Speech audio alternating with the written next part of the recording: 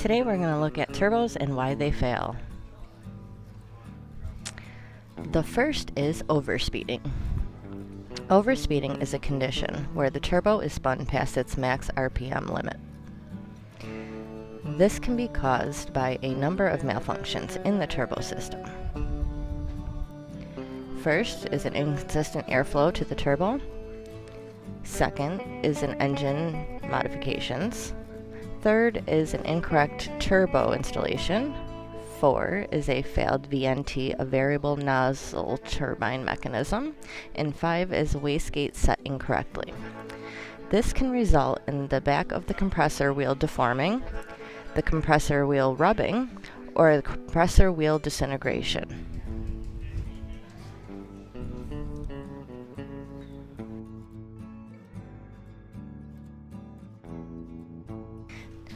Next is oil contamination or lack of oil.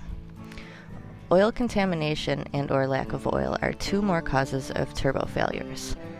Turbos require a clean, consistent flow of oil to maintain proper function. The causes of these conditions are due to the following: a damaged oil filter, improper oil used, oil leaks, plugged oil feed or drain lines, and degraded oil due to poor maintenance. These conditions result in damage to the bearings, seals, turbo shaft, and thrust components of the turbo.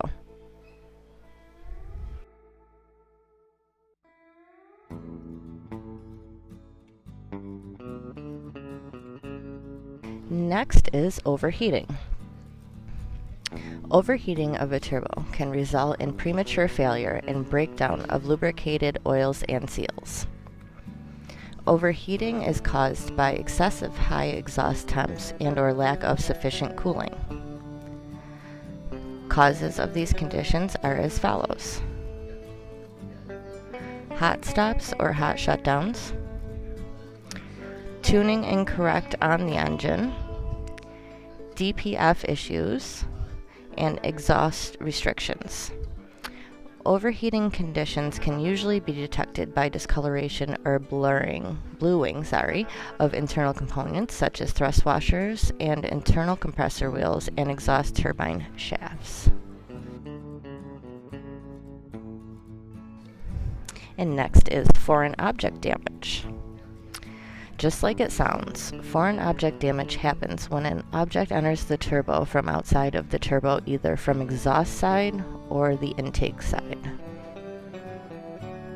This could be debris from intake, like nuts, bolts, environmental debris.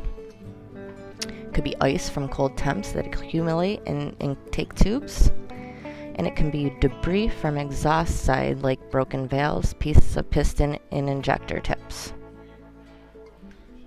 Foreign object damage results in damaged compressor and exhaust wheels, turbine housing damage, and wheel shaft breakage.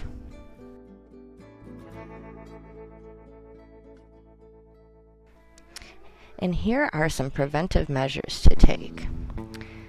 Properly maintain oil lubrication system and regular oil changes. Proper inspection of turbo when engine work is performed. When replacing the turbo, you must inspect, clean, and or replace oil feed lines and drain lines.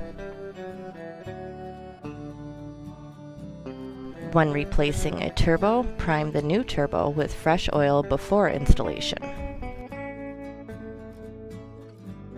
Make sure to inspect all intake tubes and air filters for proper function and no debris. Avoid hot stops on turbos. And if vehicle or machine is equipped with DPF, be sure the DPF is maintained properly and not plugged.